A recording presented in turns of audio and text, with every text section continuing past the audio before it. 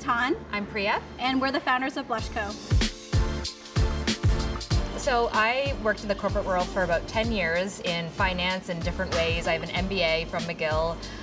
And when I sort of left maternity leave, I didn't want to go back to the corporate world. And I am a pharmacist by trade, and I also worked pharmacy full-time until mat leave came into my life. Yeah. Obviously, this is what happens when you're a pharmacist and an MBA. You make a small business. Obviously. blushco is a two-pronged business. The first one is branding and marketing consulting. We do everything from social media consulting to logo rebrands to branded video content and kind of everything in between. Yeah, and the other prong to our business is our fully curated lifestyle boxes that we release seasonally. Our first one was launched in the winter of 2020. There's 8 full-size retail items, and our box always contains something for every facet of your life. So home, beauty, something wearable, and the best part is that each box has several items that are only found in that box. So they're exclusive items that we've helped develop or collaborate on, and that's what makes blushco really special. So you could say that blushco is a small business that exists to uplift and support other small businesses in our community. And when we started, we didn't really set out with a certain customer base or maker base in mind, but it has evolved to us being able to connect with and help support women-owned and women of color-owned businesses in our community, and that's something that we hold very special.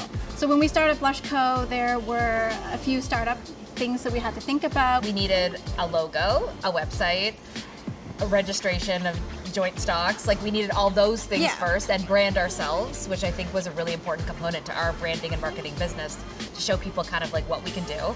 And then the box was our first project. When we started blushco, we were able to save some marketing costs, branding costs, with some connections and partnerships and collaborations.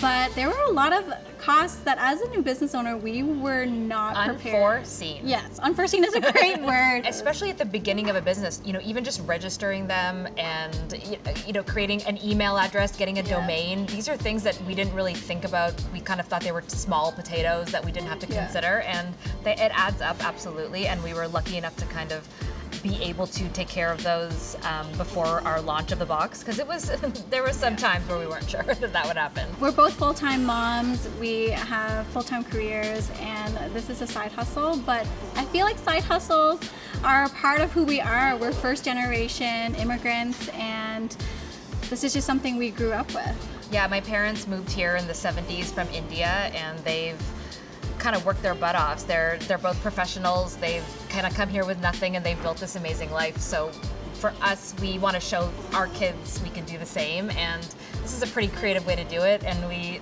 love having a little side hustle project that might turn into a full-time hustle someday. Exactly, and that's where Priya and I align. Like, my parents also immigrated here with not a lot. I grew up with my parents working 2, 3, 4 jobs between them. I've always had multiple jobs at the same time, and I think it's important that we've cultivated this life for our children, a little cushy, but it's good for, I think, our girls to see that side hustles can be the main hustle with work and with passion. Your 2 Cents is made possible by Credit Unions of Atlantic Canada and produced by Canadian Content Studios.